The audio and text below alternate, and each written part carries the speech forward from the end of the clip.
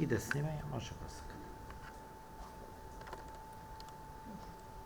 Председателке, може ли сумирано да ни кажете што разговаравте на средбата со италијанскиот председател тука во Рим? Кои беа пораките во однос на евроинтеграцијата и воопшто во однос на билатералните односи? Прво, средбата ја оценувам како плодна и конструктивна. Задоволство ми беше да разговарам со италијанскиот председател. Најпрво разговаравме за сестраната соработка во период од 30 години. Континуирана, посветена и гласна.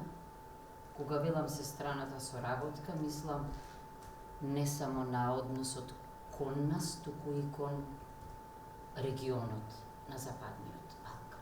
Значи, уште еднаш председателот потврди дека ќе продолжи Италија да го поддржува регионот и да не поддржува нас во секој поглед.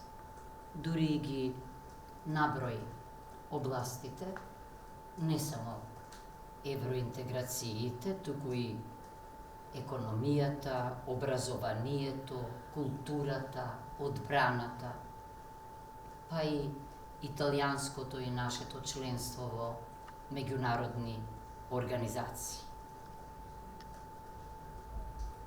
Дури во еден момент и заклучи дека Италија ќе продолжи на секој начин да не помага нас и регионот на евроинтеграцијскиот пат. Она што мене ме импресионира е фактот што изрази разбирање длабоко за направените жртви во процесот на евроинтеграциите.